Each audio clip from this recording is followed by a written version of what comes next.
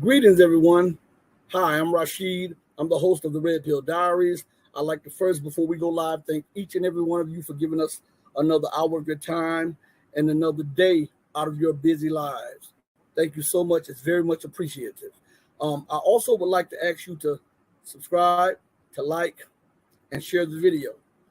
Before we go live, which will be going in just a few seconds, to my left or my right over here, which is your left, check out all of our social media platforms. Please remember to subscribe to those and go show your support. We hope to give you a powerful show. We thank you again for giving us the opportunity to come to you and give you unfiltered, unadulterated truth. Okay? Because we know in a time where lies prevail, truth is a rare, convenient, and truth is a rare commodity that we must use to get to the masses so that we can empower them with wealth, mental, spiritual, and emotional wealth as the world that we know dies out and as the governments that we know who rule the world try to enslave us mentally, spiritually, emotionally, psychologically, and economically. On that note, thank you again. Don't forget to like, subscribe, and share. And also on all of our social media platforms here, go and do the same thing. We really appreciate it. Now, on to the fire. We're about to go live. Thank you so much. Peace. Enjoy.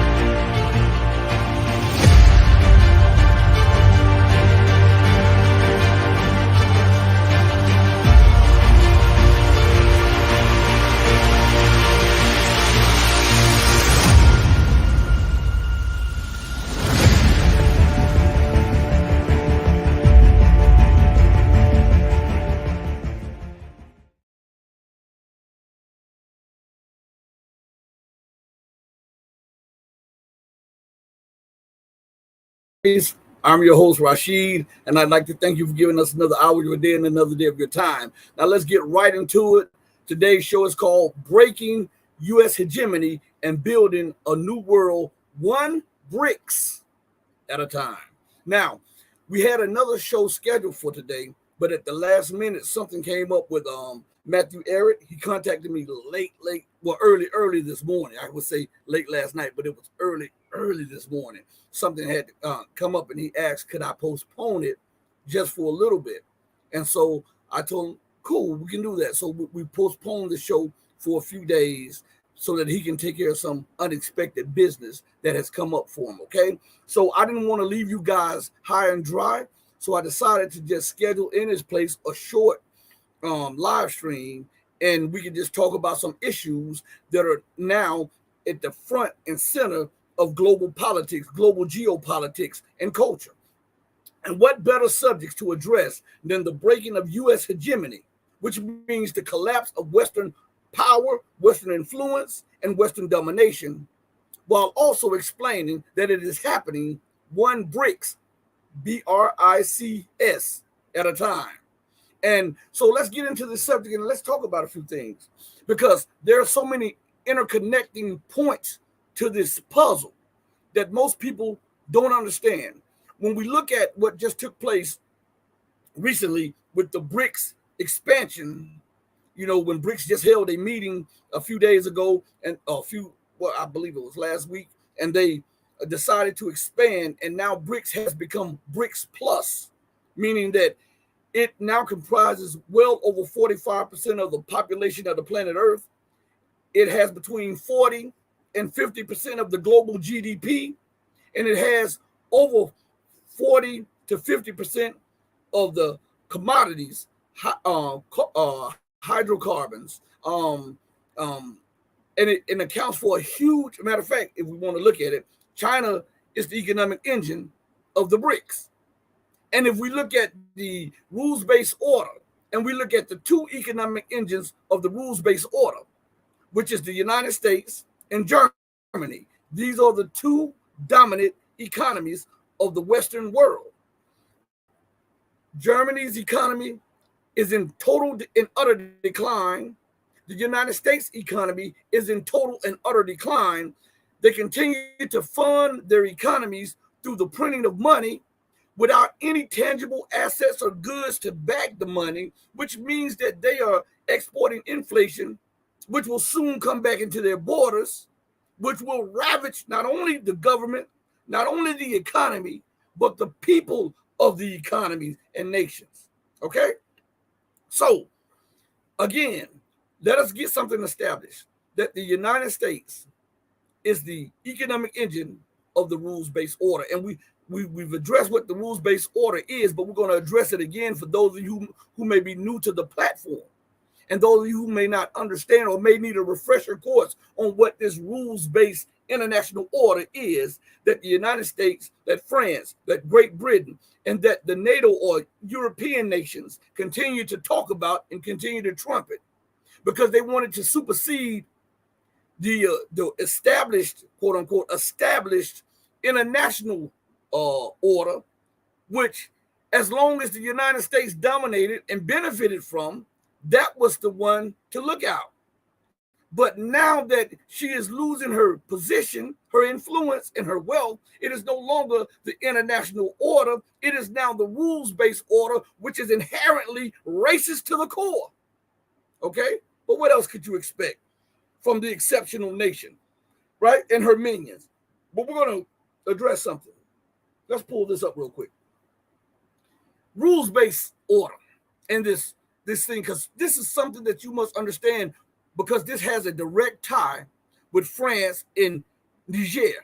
This has a direct tie with France trying to recolonize or openly colonize its former colonies. I wouldn't even say former colonies. I would say it's down low colonies, because he who prints the money and he who controls the money controls everything. And France controls the economies of at least 12 African nations.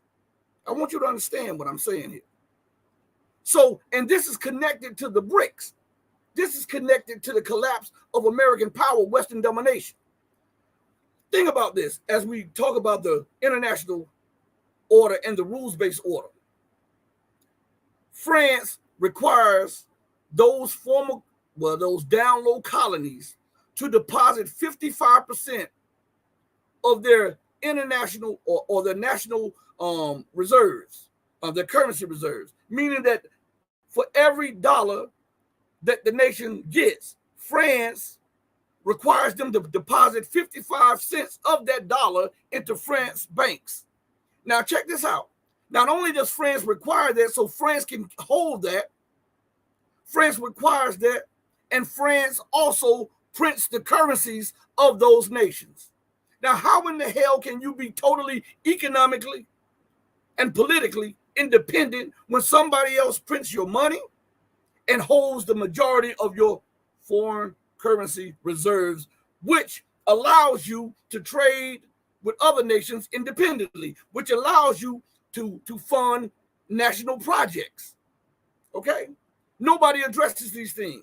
This goes along with the wars that they continue to push across Africa and across the Middle East. All right? Man, I'm telling you something. Let's go into something. I want you to understand something here. I put in these words. I'm going to show you how to get it too. Rules-based international order. And when I put it in Google search engine, it says there's 2,470 million results in 0.51 seconds. Okay? And at the top of this, it says, in international relations, the liberal, keyword, liberal, international order, LIO, also known as the rules-based international order, RBIO, or the rules-based order, RBO, describes a set of global, rule-based, structured relationships based on political liberalism, economic liberalism, and liberal internationalism. All right? Now, let's go something. So if you go down and wait, I think it's let's see. All right, I think this is it. Right? Is that it? All right. It says right here, when you go down and it says, people also ask, and then you click on the second one, what is the meaning of rules-based order? And it says, a rules-based order may generally be understood as listen to this part, as a shared commitment by states to conduct their activities in accordance with an existing set of rules.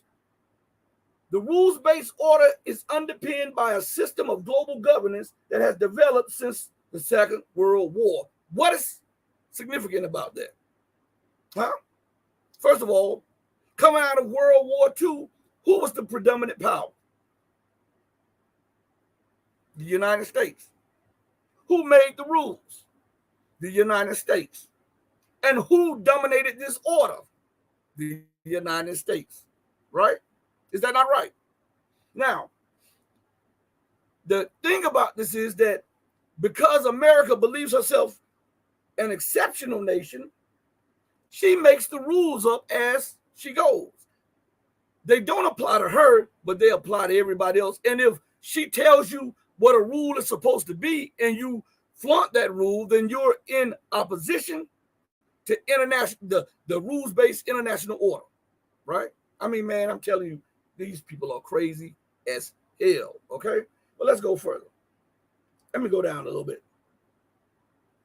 Because I see something in Google that I'm going to tell you about in a minute. Google looked like it scrubbed or removed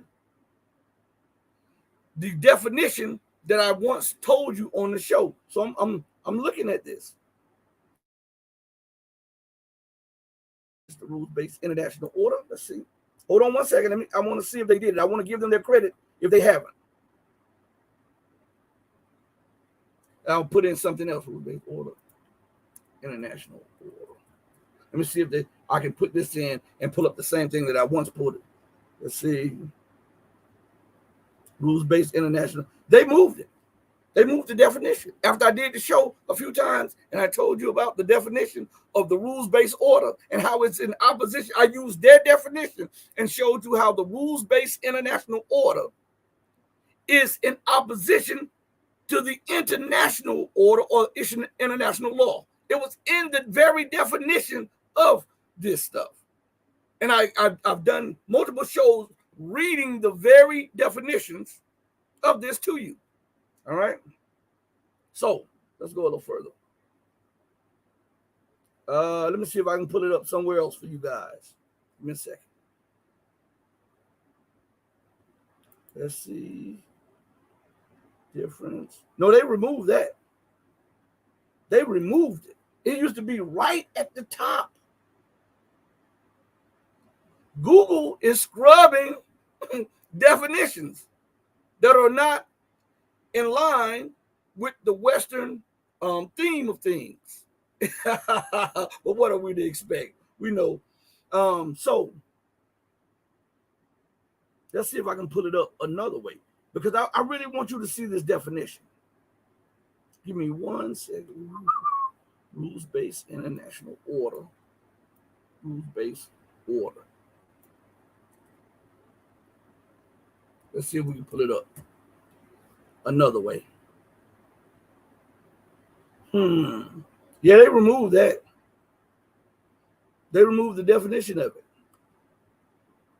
And I've tried it 3 different ways. I believe 3 different ways. And it is gone. It's gone. Google scrub. So you may have to put in some other tricky words or whatever to pull up. Go back. I refer to some of my shows from last month and month before last, where I used the actual definition off of Google and told you exactly how to pull the definition up. And when we did that, we found out that the rules-based order is code word for American domination, for Western domination. And there's no order and there's no law in their rules-based order. I mean, it's in the very definition of it. So, but this has to do everything. It has everything to do with the breaking of U.S. hegemony. Listen to me good. The reason that the United States is after Iran, and by the way, I might add that they're building up massive. I've been telling you guys this for months, that people that are close to the situation have told me that the United States is, when everybody's looking at Ukraine, the United States is deploying heavy weapons, equipments, and troops to the Middle Eastern, North African region. I told you this before the coup in Gabon. I told you this before the coup in Niger. I told you that NATO was doubling down in North Africa, in the Middle East. And what do we see now? What do we see now? While everybody was preoccupied with Ukraine, I continue to tell you guys. And as they made feints at Asia, focusing on China, I kept telling you guys, this was a sleight of the hand trick by the magician. And now we are getting more reports coming in steadily that the United States is doubling down, redeploying troops to Yemen. The UK is doing the same thing to all across these regions of North Africa and to the Syrian area. And as a matter of fact, they bombed Syrian forces a few days ago, claiming that they thought that they were bombing ISIS. Now, I want you to think about this. See, America's a liar. The West, they lie so much. I call them rugs. They lie more than rugs lie, okay? How in the world, first of all, you're an illegal entity in a foreign nation, telling the foreign nation that you are occupied, the area that you're occupying of their foreign nation, that the government, the military, and the people can't go in their own territory. That would be tantamount for me to going into your house and telling you, hey, forget everything that you're saying. I'm going to occupy your kitchen, your bathroom, and the master bedroom in the hallway. You and your family are relegated to the 2nd bedroom, the 3rd bedroom, and the 4th bedroom. If you come out of those bedrooms, we will bomb you. We will shoot you. Do you believe that any person in their right mind would allow that to happen in their own home? That's home invasion, right? Well, why does that not apply to America illegally occupying Syria? Why does that not apply to America illegally occupying Iraq, Yemen, Somalia, all around these areas? Nobody is making any bones about this. The United States always talked about sovereignty.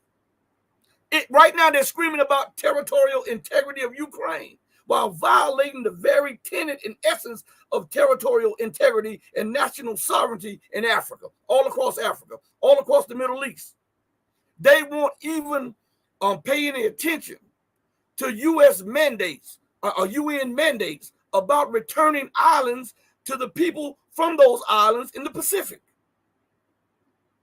Both the UK, France, and the U.S. are ignoring the UN about returning the original inhabitants of the islands that they occupy back to those occupied islands. The United States, Great Britain, and France have removed populations to make military bases out of people's homes.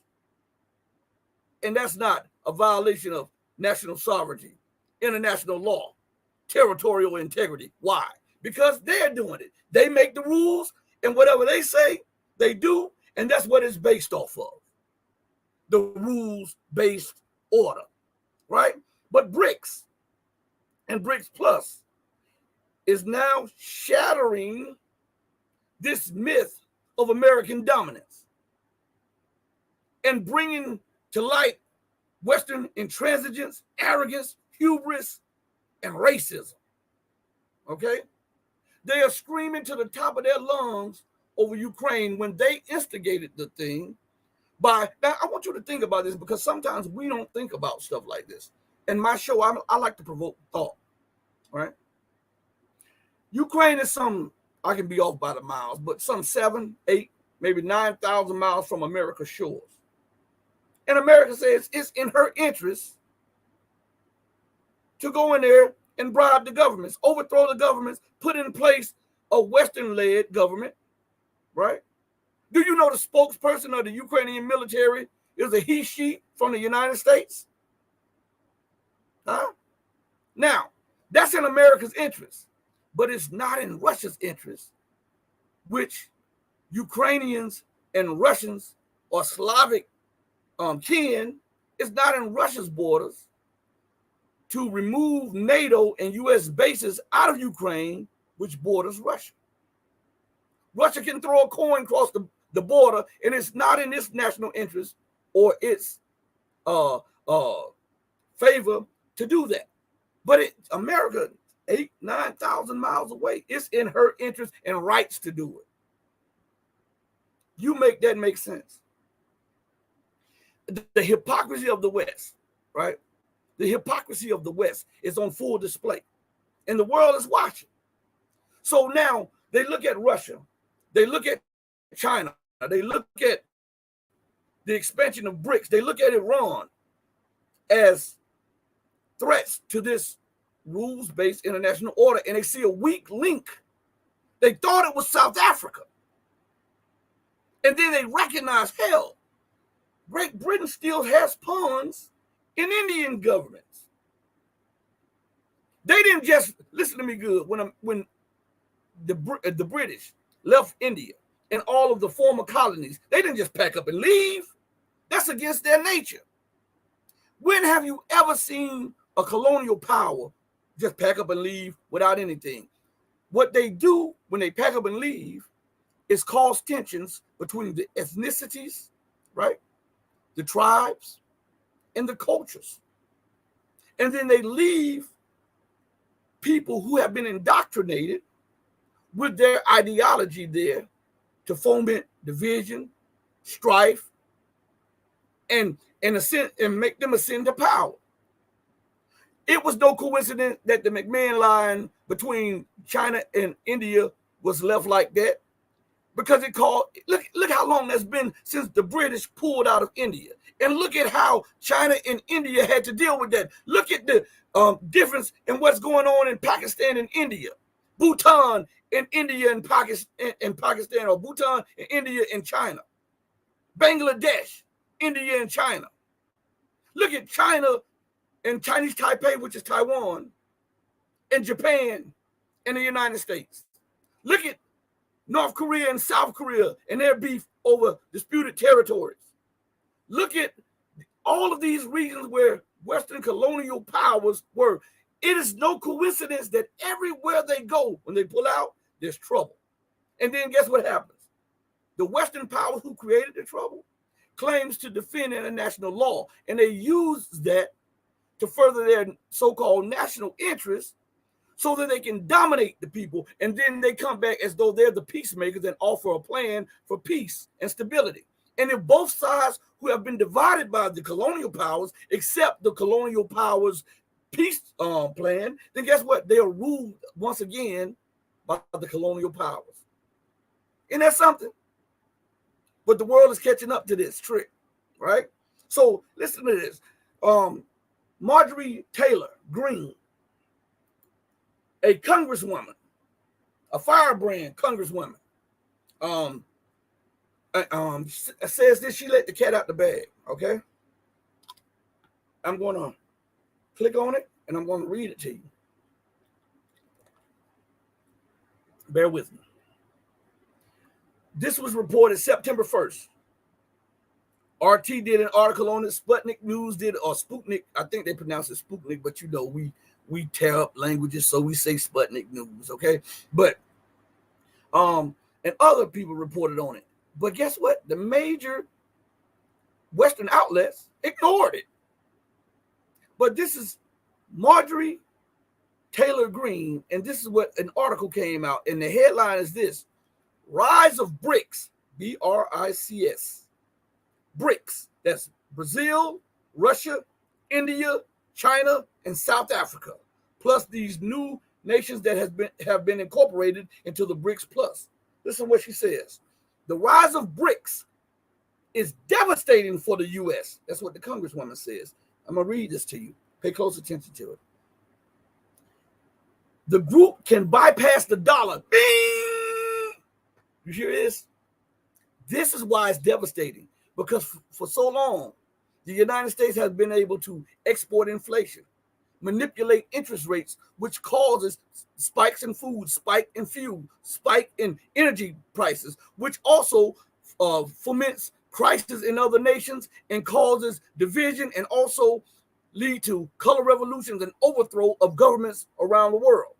That one thing, that dollar, gave the United States an unimaginable, unfair advantage over everybody else, and it allowed America to interfere in every nation that did trade with the dollar, which was almost every nation. It gave them the right to interfere in their foreign and their domestic policies. Isn't that something?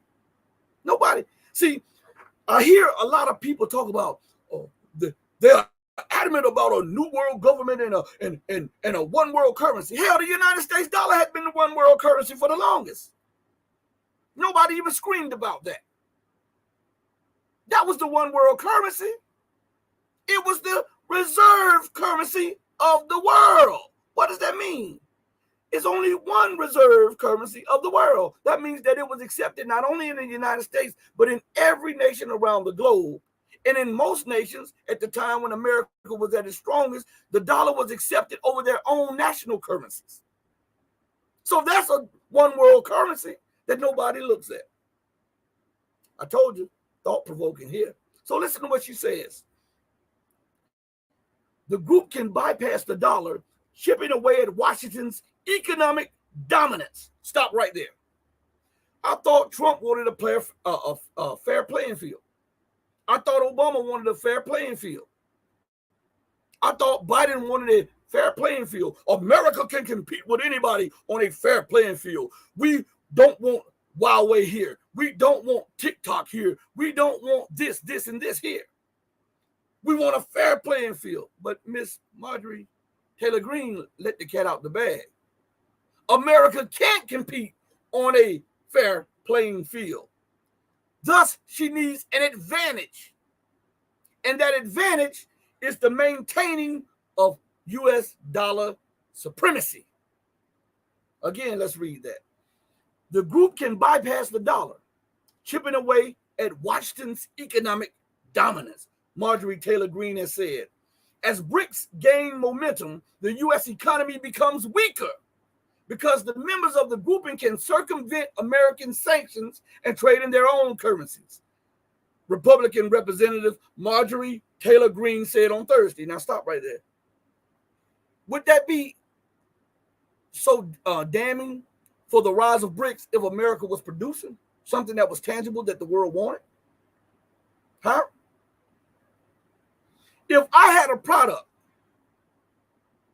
that the world needed and I was able to produce that on a major scale and ship that out on a major scale, would it matter to me that my currency was no longer without a rival?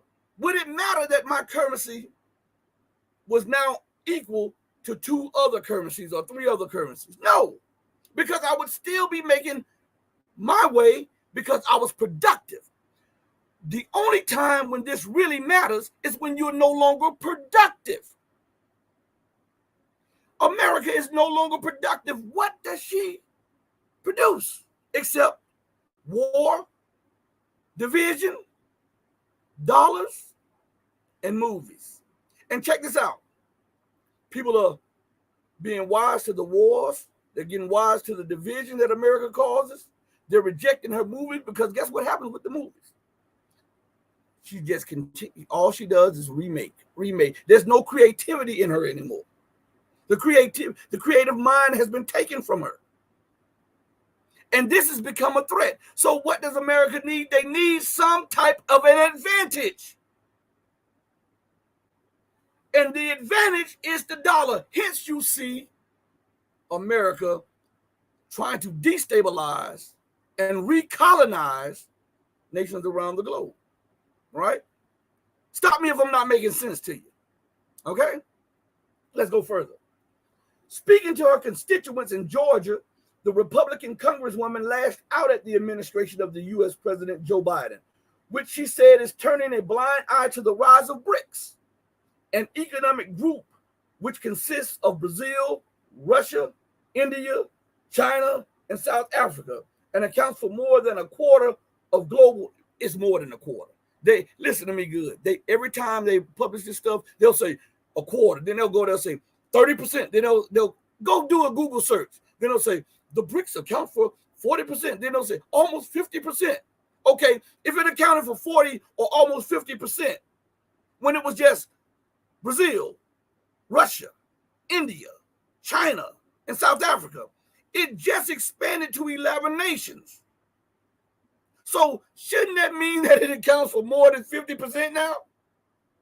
I mean, common sense tells you this, but common sense is not so common in today's world because they continue to dumb you down with this foolishness. All right, let's go further. It says, the Republican firebrand claimed that while Washington is doing nonsense, which I concur, including providing all kinds of support to Ukraine, which is locked in a conflict with Russia, there are other countries in the world, powerful countries, she says, organizing together because they are tired of the United States. All right? Because they are tired. Now, let's go to the dictionary real quick, okay? All right? Bear with me.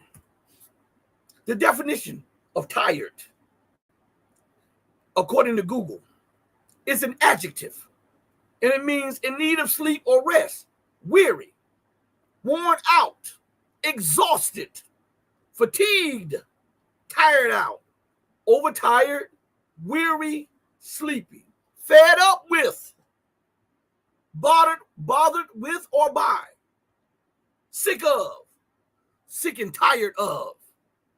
So what she's saying is that the people of the world are fed up, they're tired. They're sick of America's intervention, America being involved in every aspect of their daily lives, trying to micromanage every nation on the earth and mold them into the image and likeness of America. Right? Democracy must triumph. Why? People never ask these questions. Why must every nation be a democracy? Why? Because you said so? What about the people who have to live under certain governments, who have different cultures, different things that they hold close to them, different views and aspects of life and what freedom is to them? Why must they have something like you? Because America believes that she is the God. What did God do? He made man in his image and what? And his likeness, right? And what is America trying to do with the nations around the globe? She's trying to force them, fashion them, and make them into her image and into her likeness. And if you don't fall in line, you become an enemy to the empire. Is that not right? So let's go back to Miss Marjorie Taylor Greene. She says, in this sense, the BRICS countries are making serious trade agreements where they are saying, we'll buy from you, you'll buy from us. We don't care about U.S. sanctions, and we'll sell to one another, buy and sell in our own currency, not the U.S. dollar, she stated. This is one of the most devastating things that can happen to all of us. Stop right there. Do you remember a few months ago, the White House spokeswoman, I forget her name, black girl, said that this was an infringement of the rights of U.S. citizens if a nation were to use their own currencies and not use the dollar. This was a violation of American citizens' rights. The arrogance, I'm telling you. So if this is my nation, I print up the currency, and I am responsible for the livelihoods, the security, and the well-being of my people, my population. Why do we have to use your currency? If we use your currency, you have a say-so over our laws, over our policies, and over our daily lives. So why is that so devastating for a nation to exert sovereignty over their political, economic, cultural, and national affairs? Why is that so devastating to the empire? Listen, going back up on something she said, I want to go back up a little bit because something came up and it didn't get by me. I wanted to say it. She says, there are other countries in the world, powerful countries, organizing together. That means what she's saying is that they are working on the outside of Western domination, Western policies, Western dictates, Western finance. And this is a no-go. Why? Because America has no say, no influence, nor any involvement in this. And believe, when you have this complex of where you are exceptional and that you are supposed to dominate every aspect of man and human life, then it becomes a problem because you can't hear, see, or feel what's going on over there. It's like your nosy neighbor.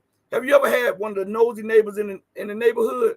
And they're, every time something goes on, they're trying to figure out something. They're trying to find out what's going on in the house over there. And while they're trying to find out what's going on in the house over here, and the house over there, and the house over there, hell breaks loose in their own house. And they try to keep that under wraps while they're trying to tell everybody else what to do in their houses. This is America. This is America. This is what she is good at, trying to dictate to others whether she's right or wrong. And this is in connection with Gabon. This is in connection with Burkina Faso, Mali, Niger, and the other nations who are breaking free of their Western colonial hold. Okay? Now let's go a little further. She says,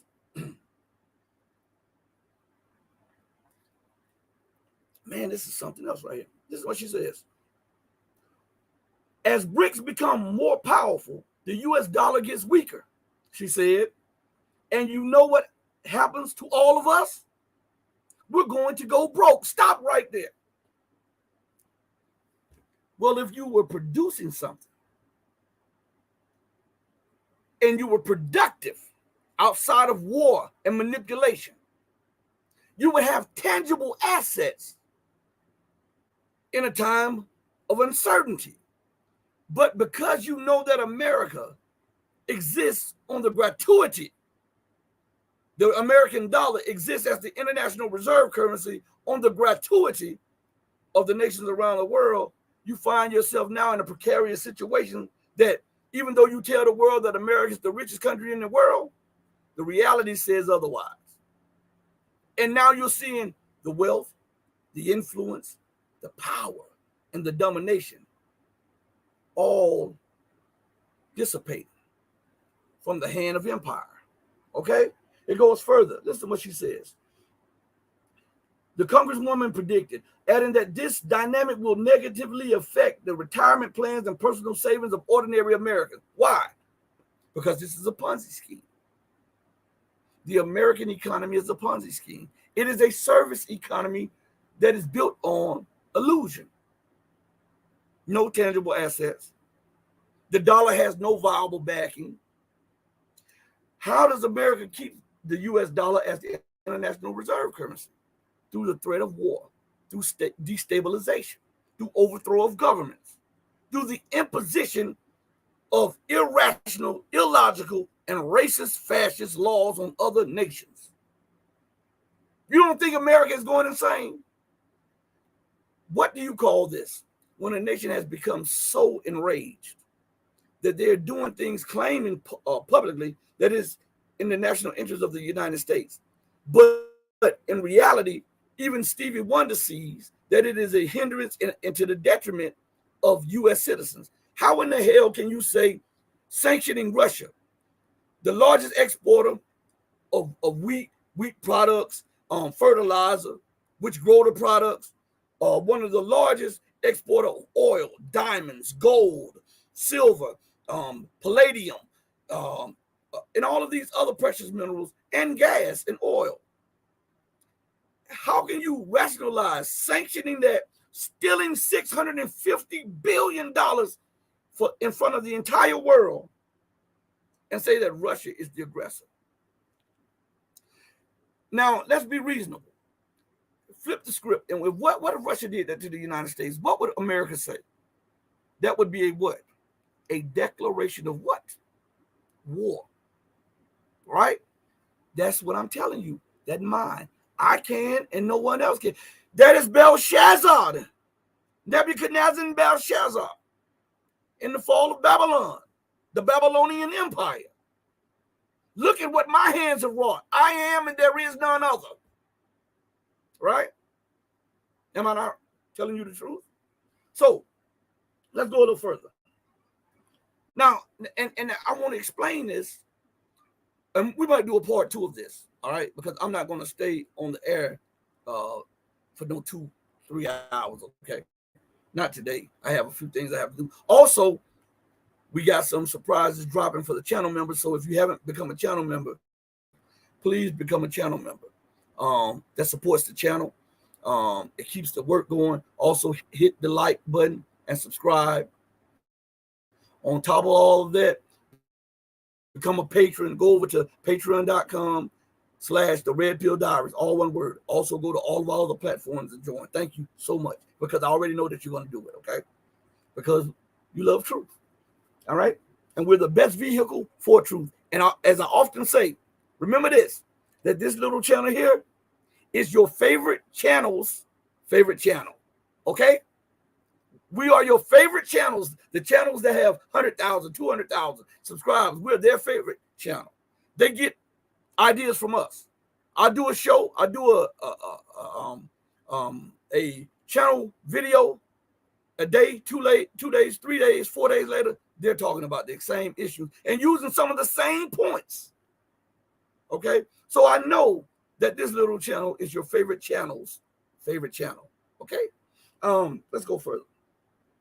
It says, what is going to happen to our children? She's asking this question.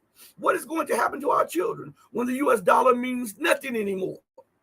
Because Russia, China, and India, with its huge population of billions of people, have more buying power in their own currencies than we do. This is a very serious concern, right? So it goes on. The article is about to end, so give me a second with you all. The Congresswoman's remarks come on the heels of a historic BRICS summit in South Africa, where the group agreed to an unprecedented expansion, admitting 6 new countries: Argentina, Egypt, Ethiopia, Iran, Saudi Arabia, and the United Arab Emirates. Now, what's significant about that? In Ethiopia, China did a study finding that Ethiopia, the area that America fomented war in with the Tigrays, right, that was going on these last few months, that area is full of natural resources and minerals that the United States, Great Britain, and France and NATO were trying to get their hands on through fomenting a civil war. Now, Egypt. Richard Nixon said, if we lose Egypt, we've lost the Middle East. That's what Richard Nixon said. So America is losing Egypt, which is the linchpin of her plans to dominate the Middle East. Okay? Argentina. We know that Argentina has been under the gun from the United States for the longest. And now Argentina can apply for loans to relieve them of the debt that they owe, which I would not pay, to the Western IMF and the World Bank. This is how the Argentina economy continues to stall, because the United States keeps saying, if you do it, you got to do this, this, and this, and then implement these policies, which are a detriment to economic growth and which are a detriment to the livelihood of the very citizens which the loans were supposed to be taken out to help.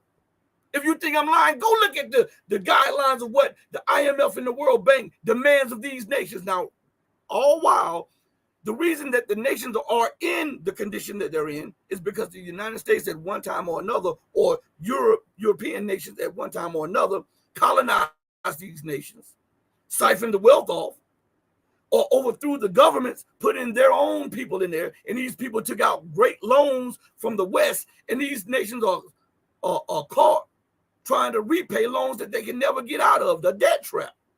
And they want to call China helping Africa out as a debt trap. Man, if you don't get out of here with this foolishness.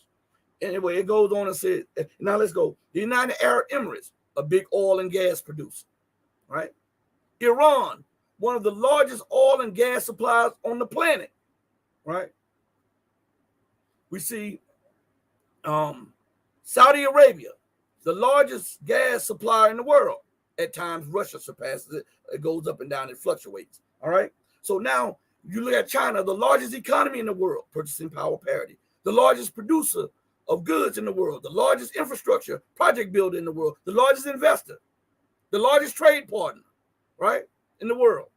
You look at South Africa, the one of the largest gold and diamond producers in the world, has military technology that a lot of you don't know. Do you know that South Africa was a nuclear power? Did you know that? Most people don't even know that. South Africa willingly gave up nuclear weapons, but they had nuclear weapons. Did you know that? And they sell military armament that are good. As a matter of fact, the United States, South Africa produces good weapons. As a matter of fact, the United States has accused South Africa of exporting weapons to Russia to fight Ukraine. That's for real. Now, I want you to understand something. While openly stating that she's exporting weapons to Ukraine to fight Russia. Bizarre world, right? And then you look at China. Some say the largest population in India will surpass it in a year or so, population-wise. All right? It's huge. Then you say India, which will be the largest population and will be the 5th or 6th largest economy. China, the largest economy. All of the key barometers are on the side of the BRICS, right? So we see in the passing of, well, not the passing of the torch, the snatching of the torch from the West by the global South and the BRICS nations, okay? And then in closing, the article says, in a declaration summarizing the summit, BRICS, which has historically positioned itself as an alternative to Western-dominated international institutions, reaffirmed its commitment to inclusiveness,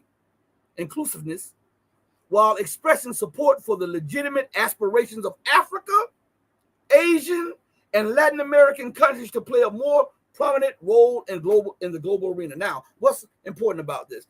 Why did they say African and then Asian, then Latin American countries? It's not that they thought that any of these were better than the other, but because Vladimir Putin, Sergei Lavrov let the cat out the bag, that the key to a new global order lies with Africa. Why? Because as a continent, Africa is the richest continent on the planet by far, and it has every resource imaginable to man. That's why France, America, Great Britain, and all of the European nations refuse to leave. Now, knowing that, now you see why there is a push for military intervention in West Africa, because the West sees their mammary gland getting ready to put a bra on and tell it, go somewhere and suckle. Go somewhere else and suckle. And we talk about France getting 30% or 40% of its power from Niger through uranium. They don't tell you that the European Union gets a large portion of its from those African nations over there too. So this is a thing that they keep quiet, and they want you to think that there's a lot of chaos and confusion. But remember that the chaos and confusion followed American and Western troops into Africa, into the Middle East. Wherever they go, death, destruction follows them. Isn't that one of the 4 horsemen of the apocalypse? Wherever that horse went, a certain horse went, what happened? Pestilence, right? Destruction and war followed it. That's America in the West. Wherever they go, what is the common denominator? If you look at the division of West Asia, what's the common denominator with West Asia, the Middle East, the overthrows of governments in Latin America, and the colonialism and the provoking of war in Africa? What's the common denominator? Colonialism, right? Right? Is that not right? I'm not making anything up. I'm not embellishing anything. Prove me wrong. If you think you can, I'll send you the link, and we can rock and roll, baby. We can do this. So, again, we see this going on a daily basis. As a matter of fact, I'm going to play something for you, okay? It's a two-part to follow up what we're talking about. This is a two-part situation to follow us up. But before I play this, I want to now remember what we just talked about the Western moves around the world and how they fear they're losing dollar hegemony, and how this is causing the rise of conflict and division across the world. Now, America just doubled down and said she was sending another aid package to Ukraine. But in California, Hawaii, a one-time $700 payment for the people who suffered from a horrific fire. One $700 payment. They can only budget that in, but they can find multiple packages of hundreds of millions and even billions of dollars to Ukraine to instigate and prosecute war. Now, check this out. The United States and the European Union says that they are allies. Allies come to each other's aid, right? Isn't that what the Article 5 is of the NATO treaty? That when one is attacked, all are viewed as attacked. Now let's look there. Let's transition that to something here. Well, the European Union and Mr. Garden himself, Joseph Borrell, says that the European nations should get together and put a package together where every year they're giving at least $5 billion in aid to Ukraine. Mr. Joseph Borrell has not once mentioned giving that $5 billion in aid to the people who have suffered in Hawaii from the horrific fire. I thought if I'm in need and I'm in trouble and I'm your ally, you are supposed to come to my aid. Well, how the hell does it make sense for you to offer $5 billion for war, but not $5 billion to aid people who are in need, desperate need? Huh? I'm asking these things. Common sense matters, okay? Now, I said that to say this, because I've been saying this for nearly 2 decades. Check my track record, okay? Matter of fact, it's been 2 decades almost. On the Economic Collapse blog, right? The article is titled, it came out September the 3rd by Michael Schneider. And the title of the article, and I've never read it before. I just looked at the title. And like I do, I save certain things to read with you all for the first time, so that when you're surprised, I'm surprised, okay? I think that's a fair trade-off, right? So the article is titled, in quotation marks, Mad Max, and then it says, conditions are coming. Desperation is rising as the economy rapidly deteriorates and food costs soar. Now, here it is. Food costs is soaring.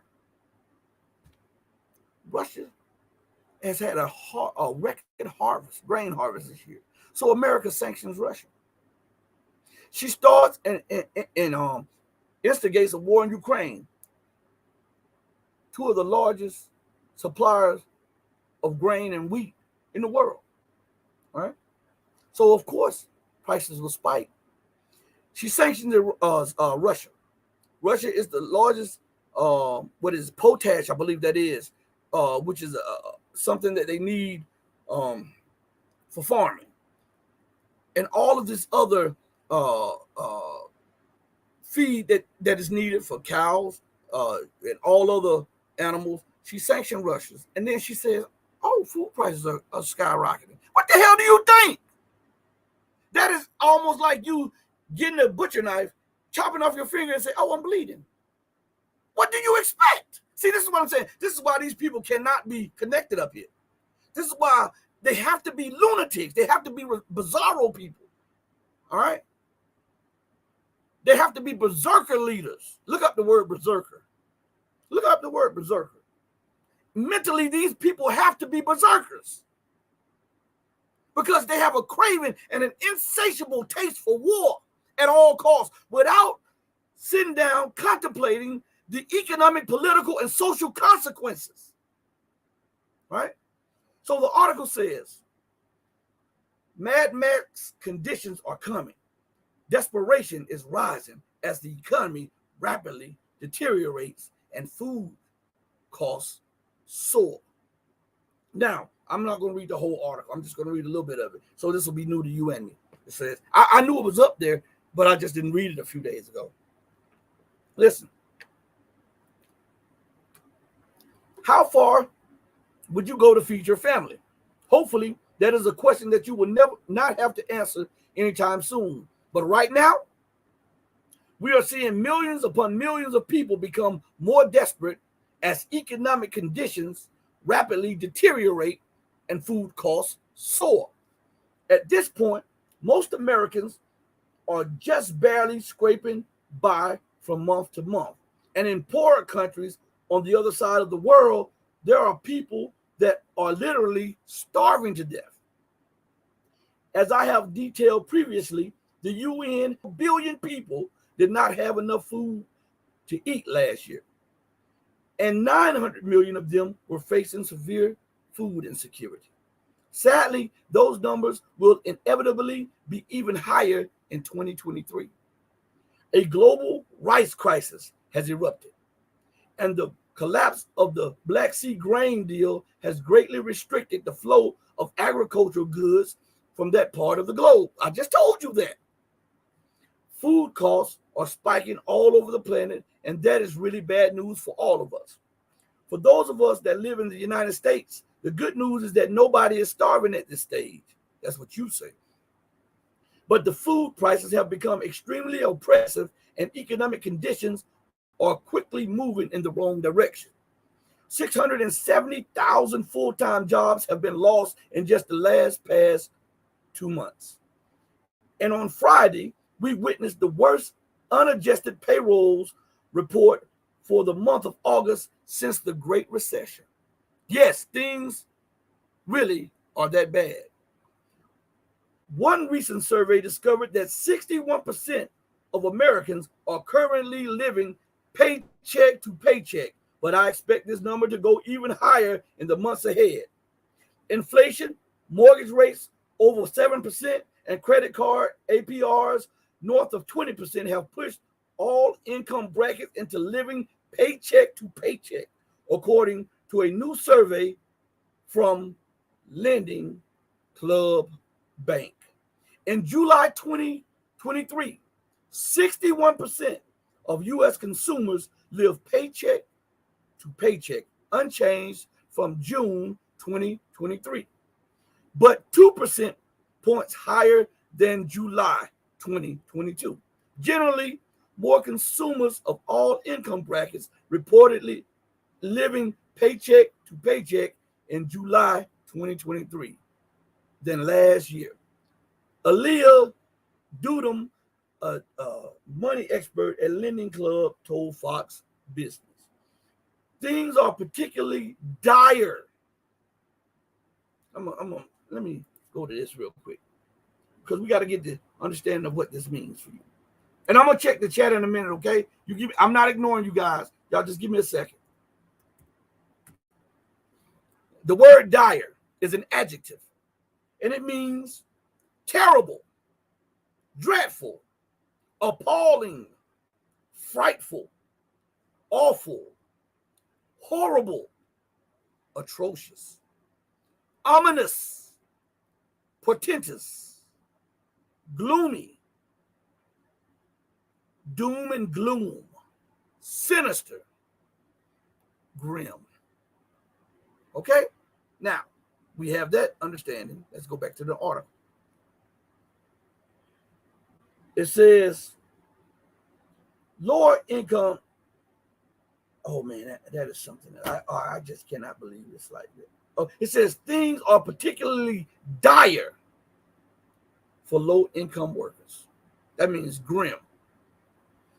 That same survey discovered that a whopping 78% of those that earn less than $50,000 a year are living paycheck to paycheck at this point. Now, why did I say that? If these are the numbers, and these people get paid to compile the numbers, the stats, to give a clear economic outlook on the American and global economies, then for sure the United States government has those at its disposal, and even more in-depth ones at its disposal. And if they do, wouldn't this be tantamount to treason for the American government to know these things and willfully ignore them, and yet be more concerned with the prosecution and persecution of war in Ukraine and around the globe? Huh? I'm asking. Right?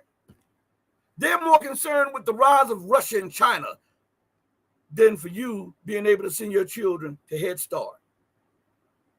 They're more concerned with China's rise as a global power than for you to be able to feed your family, or to pay your mortgage, pay your rent, or your car note that you need your car to go to work for a job that is quickly disappearing.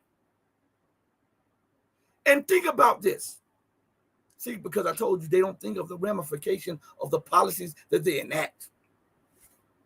If war is to break out between the United States and China, with China producing between 93 and 95% of all goods on all shelves in all stores across America, surely China will not continue to ship goods to the United States in the event of a war. So that means China would embargo America. So the largest economy, the largest producer, the largest manufacturer, and the largest trade partner of America would embargo an economy that is already in a tailspin downwards. So now we look at the ramifications of this embargo. Within 2 weeks, the shelves would be empty. Stores would close down. The trains that ship the stuff would stop. The trucking companies that move the product across state would stop, which means that we would have massive unemployment, which means that the shipping from the cargo to the trucks, to the trains, to the ships would then be in default of the debt that they owe to their financier, which are the banks, which means that banks would go belly up, which means that the economy would implode. Are there any adults in charge? Huh? Because it seems as we have children in high offices. They have to be berserkers. They have to be. That is the only way to explain this irrational behavior, the irrational policy, or God has their minds. And though they did not like to retain God in their consciousness, God gave them over to a reprobate mind to do things which were not seemly. Don't we see the policy makers make unseemly, irrational, unsound judgments and policy moves? So we have to attribute that to what? Being given over to a reprobate mind, having a reprobate spirit, doing reprobate things, right? I'm just saying, I'm not the sharpest knife in the drawer, but I'm not the butter knife, right? You guys bear with me. Bear with you, brother. Just give me a little bit more time with you. Listen, I want to play something for you, okay? I'm trying to see if I want to play this one, or I tell you what, to show you just how dire the situation is. We talk about economic and how it's tied to the military. I'm going to play something for you, okay? This is a part 1 and part 2. It was a 10-minute clip So I cut it up. And you guys give me about 10 or 15 more minutes of your time, okay? And then we'll do a part 2 of this. Just give me a little bit more of your time. I hate to leave things half done, okay? I'm not an American government personnel. I'm not an elected official. I'm not someone who is a think tank. So I like to get the job done, okay? Okay? So listen, I want you to pay close attention, excuse me, to this clip right here. In America, they're so preoccupied with the rise of others that they can't see that their policies and the institution of their policies is what's causing the collapse of American power, okay? That's the derision that they have been smitten with, that God had promised to smite modern Babylon with, and modern Babylon and modern Egypt. Remember ancient Egypt and Pharaoh and what happened to him in the time of Moses? Well, God promised to smite modern Pharaoh and modern Egypt. And I'm not talking about over in the Middle East with the same derision. And we're watching it in real time, so you can't say that it's not happening. But listen, what's going on here? We'll do part 1 and then part 2. We'll come back after part 1, though. Pay close attention to this. The United States suggesting it's ready to use military power to maintain its international dominance that's being challenged by China. Defense Secretary Lloyd Austin made a comment as the Pentagon unveiled its latest stealth bomber, B-21 Raider. Austin said that China has both the will and the power to reshape the U.S.-dominated international order, but he warned that Washington won't let that happen. Austin added that the U.S. is aligning its military budget to the China challenge. Washington and Beijing are locked in tensions over a host of issues, including what Beijing calls the threat posed by Washington's strategic shift to East Asia. China also says it is ready to use its military strength to dash attempts to challenge its rising power. Okay, to get some insight, allow me to invite a couple of guests and see what they think about it. So Andrew Leung, Independent China Special, joining me from Hong Kong. Also with me is Jeff Brown. He's a geopolitical analyst in Normandy, France. Good to see you, John. Now let's go to Andrew first. This is what Defense Secretary Austin said to Andrew, that China does have both the power and the will to do what the U.S. doesn't want to do, to change this U.S.-dominated international order. What would it take for the U.S. to be able to counter this? Well, the reality remains that China's power is not China's power to challenge the American-dominated international order. It's not in the military. It is China's economic gravitas, particularly its economic interconnectivity with the rest of the world. As far as the military is concerned, the United States remains the world's dominant power because the United States spends on the military multiple times than China, both in aggregate terms and particularly in per capita terms. But above all, it outspends the next almost 5 countries combined as far as the military expenditure is concerned. Of course, as far as military technology is concerned, America still reigns supreme. Its latest bomber, of course, is the very top range of the state-of-the-art kind of bomber.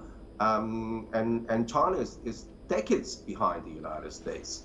As far as nuclear weapons are concerned, again, the United States has multiple times, almost 10 times, the number of nuclear weapons. And in particular, the United States has got military bases in 800 bases around the world. There is no way that China can really threaten the Americans' dominance. Of course, China's capacity to defend itself has been increasing all the time. But the fact remains that China's challenge is not so much in the military, it's in economics. So the American Defense Secretaries trying to hype up this China threat, which of course is part of these 360 degrees pushback of the United States against China, is really trying to even put more money into the hands of the military, particularly the so-called industrial military complex, which is integral part of the American economic system. Okay. Now let me ask Jeff this question. Jeff, Austin has said that talking about China's rise, that's an inevitable fact. It's been rising economically, military, in every possible way. And he's saying that he's wondering what that means for America's position in the world. So let me put that question to you. What would it mean for America's position in the world with China rising in different aspects? Well, I would like to point out that what Austin said, the Eisenhower administration was saying the same thing to China back in the 1950s when they were threatening to bomb China with atomic weapons. And this was before China got the atomic bomb and missiles around 1964 to 1966. And Mao Zedong famously said, go ahead. He actually called their bluff and said, go ahead. If you want to try bombs, bombs, we'll just move to the western half of the country and continue on. And that's when he famously called the United States a paper tiger. And I think that really has changed for China since the 1950s.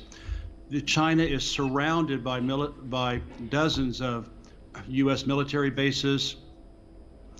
China does not have to attack the United States. It only has to defend its own territory. It's the United States that has a supply line of 11,000 kilometers. This is just the typical imperial huff and puff to make the world think that the United States is indomitable and unbeatable and has full spectrum dominance over all of humanity.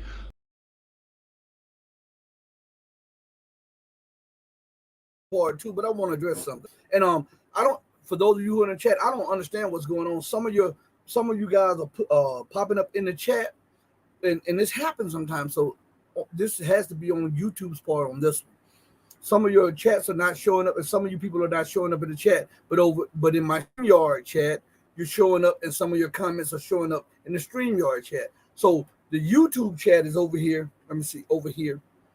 And half of your chat comments are not showing up, but the StreamYard chat right here, they're showing up, and over here I'm seeing both. All right, so I just want, because 3 computers are up, and so I just want you. So if you see me look to the side or look over here, I'm watching the computers and trying to figure out what in the world is going on over here. Now, I want you to think about something. As they invest more money that they don't have in the war. And we're going to go back on the economics, because all of this stuff is economic too, political and geopolitical. Now, as they do this, they are afraid that China and Russia are catching up or surpassing them. I want you to think about this. Only in the United States, where they allot all of this money to the military, where you have $50 screws, $300 hammers. I'm serious. I'm not joking about this. When the Defense Department gets this money, they contract these things that they want built out to these companies, and these companies shoot up the price. It costs $200, $300 for a hammer, they say. $50. That's why the stuff is so expensive. That's why the military weapons, after they're finished, they're years out of date. They don't halfway work. Think about this: the most expensive weapon the United States has ever produced, the F-35, cannot fly in rain or lightning. You gotta listen. You have transport planes that land at the airport every day that fly through storms. But the most expensive plane that costs trillions of dollars for war can't fly in lightning storms or rain. Make that make sense. Now, to show you just how bad America is on decline, the healthcare system is rotten to the core. The educational system is rotten to the core. The medical system is rotten to the core. I was sparring last year. Let me show you something. Sparring last year, and chipped my tooth. Right, I go to the dentist. and everybody knows my wife, she's in the same room. She's listening right now. She's in the room with me. She can verify this. Paid about $3,000 to get it fixed, right? Got it fixed. It was looking all good. I believe at the beginning of this year.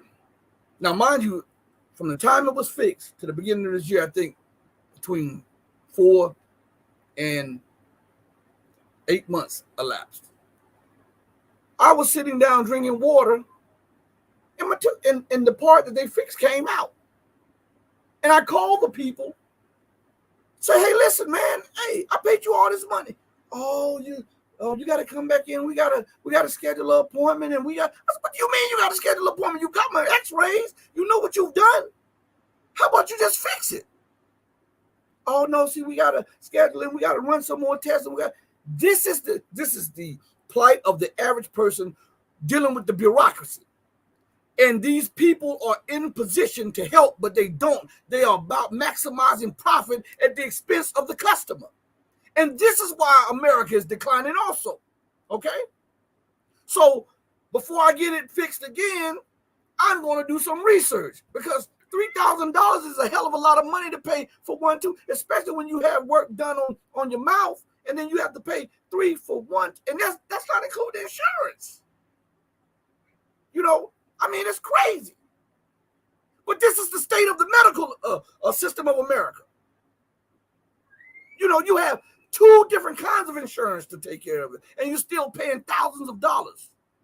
You know, one person told me, and it made sense, hey, man, it seems like if we pay insurance, we shouldn't have to pay deductibles. You're paying insurance, and that's supposed to be in case of. And so if the in case of happens, then they should take care of the in case of, because you've paid your insurance policy and premium. But this is a parasitic system. This is a parasitic financial system, medical system, everything. And they need, they need host bodies. That's why the United States continues to latch on to countries around the world, steal their resources. That's why, if you look, America goes and steal the technology from other nations, come back, and then she blames the other nations for stealing the technology. I want you to think about this. They say China is stealing the United States technology, right? This is what they say. China has the rail gun. I want you to understand the significance of what I'm saying to you. China has operating rail guns, a technology that the United States was decades ahead of China. China caught up and then lapped them, and they have them installed on their Type 54 destroyers, some of the most advanced destroyers in the world, the rail guns. These are destructive, powerful weapons. Guess what happened last year? The United States scrapped their railgun program because they were not able to master the railgun technology. The Chinese did. But how the hell did the Chinese steal the technology if they mastered it and you didn't? Let's look at something else. Because we have to bring these things up to light, because a lot of this stuff goes over people's head. China is behind the United States, right? But China has working hypersonic missiles. The United States does not. Even the United States Pentagon says that they're in the testing stages and the experimental stages. We know that, right? Well, if that's the case, then why the hell does the United States continue to put in the newspaper? Google this if you think I'm lying. That the Zumwalt warship, the Zumwalt warship, that new so-called stealth warship, is at dock right now being fitted for hypersonic missiles. Well, if you don't have them, and they're not even in the real progressive testing stages, because every time you've tried, you failed. How is the warship being tested, being fitted for the hypersonic missiles? The propaganda. Hell, the Zumwalt, the so-called most advanced warship the United States has ever produced, when the United States took it out to the sea, the engines conked out on it. It had to be towed through the Panama Canal. Billions upon billions upon billions of dollars, and it still hasn't worked properly yet. The most advanced aircraft carrier, the elevator in it doesn't work. The elevator to move like troops around and to move warplanes around and all that stuff like that, and armaments and weapons, it doesn't work. This is what I'm telling you. The parasitic nature of the system is eating away the system. Let me go into the chat real quick because I think I got to end this soon, and then we're going to do a part 2. Let me go in the chat. Now, let me go back up some. This is, oh man, we got bots in the building. Let's see. And Net Rondo says her name was Corinne Jean Pierre. Yeah, that's her name. That's her name. Yeah, I couldn't think of her name for the life of me. And and then I also want to say this, Net, when you put this up there, I didn't get this when you put it up. I just got it about 15 minutes ago. Just got it about 15 minutes ago. And I didn't, still it's not on the now it's popping up on my YouTube screen. See, I don't know what they're doing, man. Let's go down BRICS and SCO. The BRICS and the Shanghai Cooperation Organization. I like that. It says, do you know governments paid nonprofits agencies? They get paid about $700 to $1,200 per night to shelter homeless in this agency. So sad for Maui people. Hey, that's what I'm saying. You got money for everything but to help your own citizens. And then these corporations take the money and they leave you in the dust. Let's go. Putin's shirt. My guy's back in the chat. He said, banks are already going belly up. The U.S. just had the 3 biggest. Come on, what's going on? 3 biggest bank failures in U.S. history last March and April. That's true. That's true, man. Let me highlight this. I gotta highlight this real quick. He said, "Did you miss that in the news?" Right. This is what I'm saying.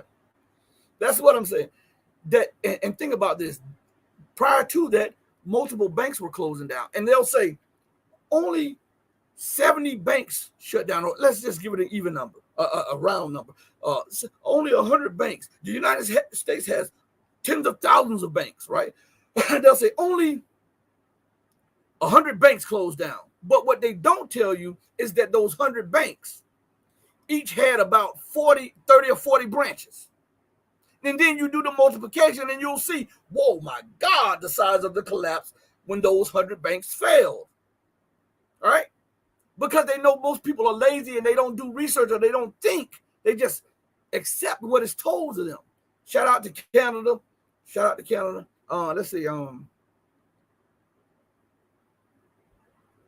Yeah, let me put this Putin shirt up here again. Is it gonna let me do it? Hey, if I don't put your stuff up here, it's not me. They're playing tricks with this stuff. It says the U.S. is not the top military power anymore. How much you spend is no measure of military power. That's true. But listen, just for talking points, they say that stuff. They talk again. I explained it. The reason America has to spend so much on it is because, look, the companies that are contracted to build the stuff, they charge $300 for a hammer. If you try that with China, you will get executed. If you try fleecing the Chinese government and the Chinese people, you will get executed. If you try that in Russia, you will be put in jail.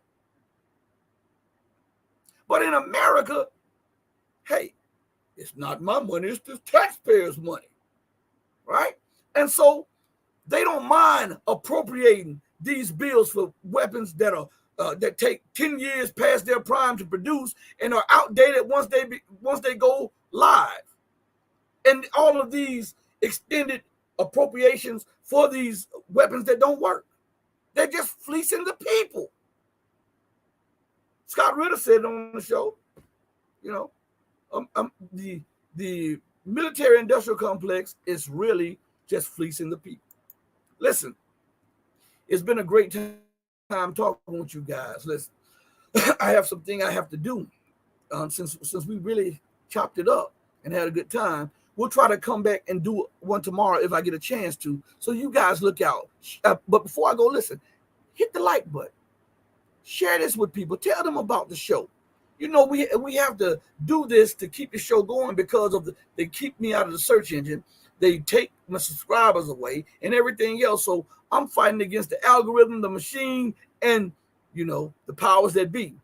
But I'm going to fight the good fight because I got God on my side, so I can't fail.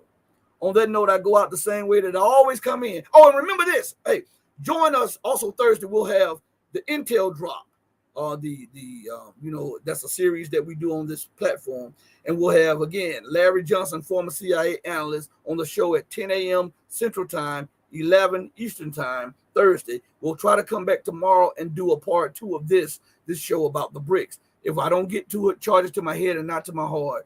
Hey, thank you for giving me your time. I know that time is the most precious and most valuable commodity because once it's used up, you can never get it again. So I really appreciate everything. I love you and I thank you for supporting the platform.